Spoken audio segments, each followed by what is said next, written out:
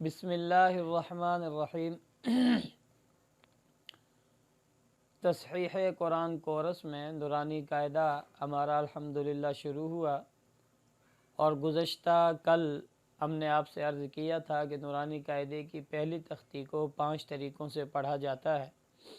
उनमें से एक तरीक़ा था सादा पढ़ना। सादे से मुराद कि पूरा तरतीब के साथ पूरे हुरूफ़ तहज्जी को एक एक अलहदा पढ़ना, किसी ख़ास तरतीब के साथ न पढ़ना, सादे से ये मुराद है। और जब उसमें से फिर हमने अर्ज़ किया था कि हम इसको सादा पढ़ने के अंदर मुमकिना गलतियाँ पढ़ाई के दौरान कौन कौन सी गलतियाँ होती हैं वो अर्ज़ करेंगे। और गुज़श्ता दिन हमने 10 हुरूफ़ अलिफ से लेकर रा तक अदा किए और उनकी मुमकिना गलतियाँ भी आप हज़रात को बता दी। आज के इस सबक के अंदर हम इंशाअल्लाह अगले 10 हुरूफ़ यानी ज़ा से लेकर फ़ा तक 10 हुरूफ़ इनकी मुमकिना गलतियाँ कि इनमें कौन कौन सी गलती पाई जाती है और फिर उसकी तस्हीह का तरीक़ा ज़िक्र करेंगे।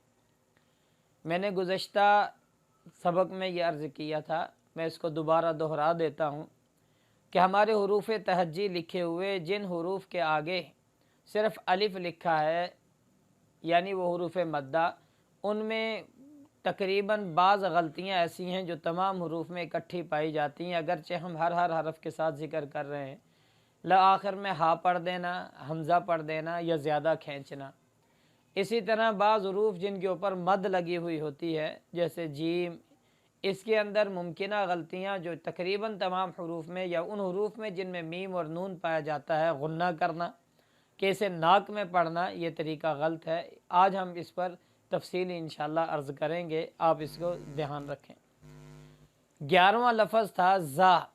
ज़ा को मुमकिना गलतियाँ कौन सी हैं? ज़ा सख्त करके पढ़ना, सीटी ना निकालना, सख्त करके ज़ा, सीटी ना निकालना, ज़ा, या शुरू में मुशद्दद करके पढ़ना ज़ा, ये गलती है। आखिर में हमज़ा और हा की आवाज़ निकालना ज़ा या ज़ा, इस तरह पढ़ना, या एक अलिफ से लंबा करना ज़ा, ये गलत है। सही तरीका क्या है कि मखरज ज़ुबान को मखरज में लगाकर सीटी की आवाज़ निकाल कर नरमी से पढ़ना। इसका मखरज क्या है? ज़ुबान का किनारा, ज़ुबान की जड़, सनाया उलिया और सनाया सुफला के किनारों को मिलकर लगे तो इससे लफ्ज़ ज़ा अदा होगा, ज़ा। और इसमें आखिर में हा और हमज़ा की आवाज़ भी ना निकाली जाए। 12वां मखरज, 12वां लफ्ज़, इसके बाद सीन। सीन के अंदर भी एक गलती तो है, सख्त करके पढ़ना, सी सख्त करके। नंबर 2, सीटी की आवाज़ ना निकालना, सीन, सीटी के बग़ैर पढ़ना, या शुरू में मुशद्दद कर देना सीन, इस तरह मद पूरी न करना और इसको सेन मजहूल पढ़ना। एक गलती इसकी कि इसको नाक में पढ़ना सीन। अब ये किस तरह पता चलेगा कि हम नाक में पढ़ रहे हैं या नहीं? हम अपने नाक को पकड़ लें, अगर आवाज़ बदलती है और वह नाक के अंदर वाइब्रेट होती है तो इसका मतलब यह है कि हम इस लफ्ज़ को नाक में पढ़ रहे हैं, जो पढ़ना गलत है, मखरज के ख़िलाफ़ है। सही क्या है? ज़ुबान को मखरज में लगाकर सीटी की आवाज़ निकाल कर नरमी से लफ्ज़ सीन को अदा करना और शुरू में मुशद्दद किए बग़ैर नाक में भी ना पढ़ा जाए और मद भी पूरी की जाए। मिसाल के तौर पर सीन,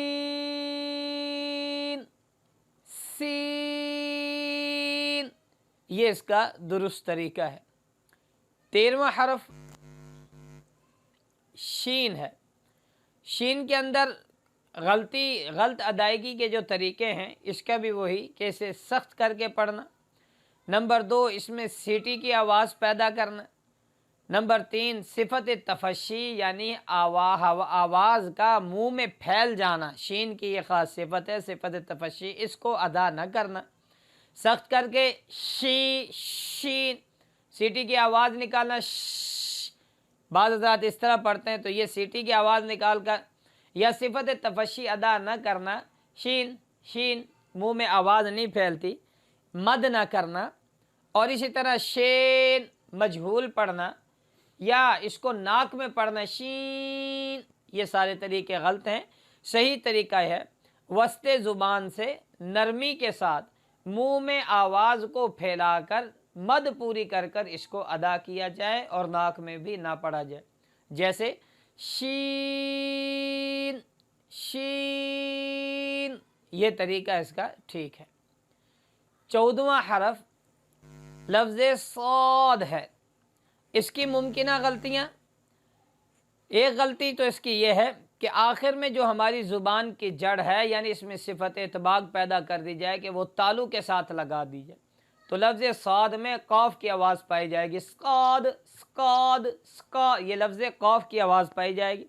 या शुरू में मुशद्दद पढ़ना, सौद मुशद्दद करके पढ़ना, बारीक पढ़ना, सौद की जगह सीन साद पढ़ना, सीटी की आवाज़ ना निकालना, सौद सौद। आखिर में लफ्ज़ है हरूफ कलकला में से, उस पर कलकला न करना, सौद सौद।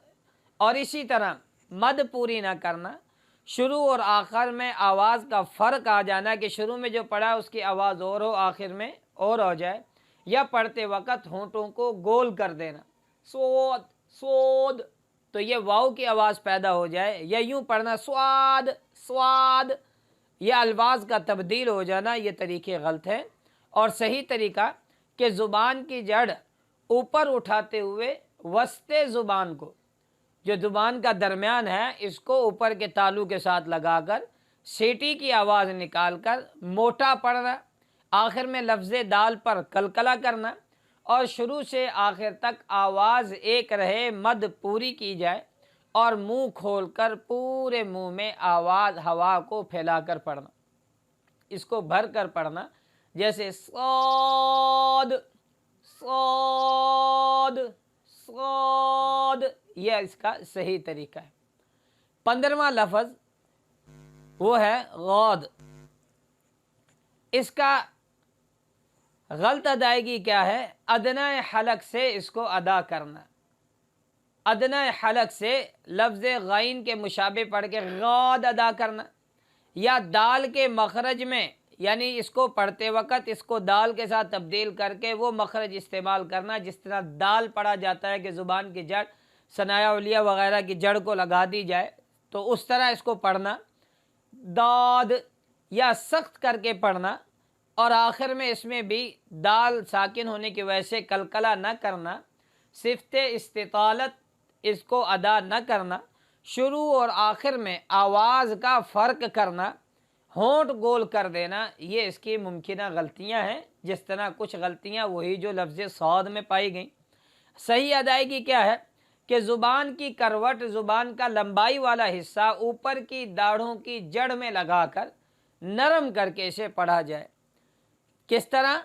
गौद गौद गौद, ये इसका सही तरीका है। 16वां हरफ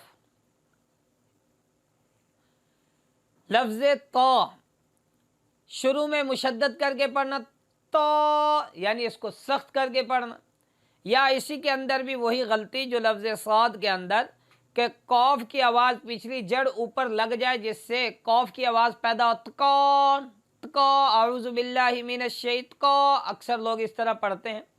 या इसको बारीक कर देना, ता की तरह पढ़ना, ता, आखिर में हमज़ा और हा की आवाज़ निकालना, ता ता, अलिफ से ज़्यादा लंबा करना, तो, या होंठ को गोल कर देना, तो मोटा करने की वजह से, ये सारे तरीके गलत हैं।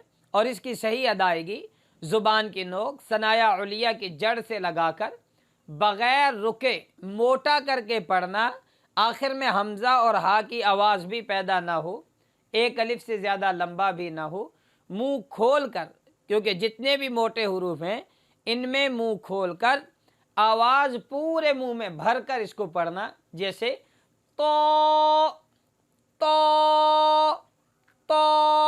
ये इसका सही तरीका है।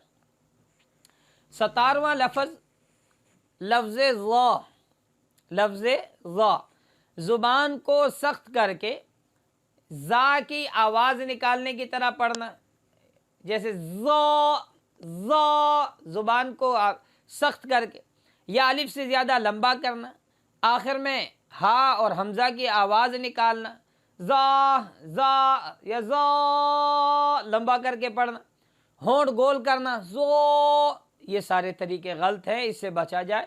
اور صحیح طریقہ کہ زبان کی نوک ثنایا علیہ کے اندر والے کنارے سے لگا کر نرمی سے موٹا کر کے پڑھنا، آخر میں حمزہ اور ہا کی آواز نہ نکالنا، لمبا زیادہ نہ کرنا، اور منہ کھول کر آواز پورے منہ میں پھیلا کر پڑھنا، زو زو زو، یہ طریقہ اس کا ٹھیک ہے۔ اس میں 18واں لفظ، لفظ عین وسط حلق سے پڑھنے کے بجائے اقصی حلق یعنی حمزہ کی طرح عین عین اس کو پڑھنا، یا وسط حلق میں آواز دبا کر عین پڑھنا، یا مجہول پڑھنا عین عین، مد اس میں نہ کرنا، لفظ مد ہے عین عین، جلدی سے پڑھ جانا، اور اس کو سخت پڑھنا، ساتھ ساتھ اس کو ناک میں پڑھنا عین،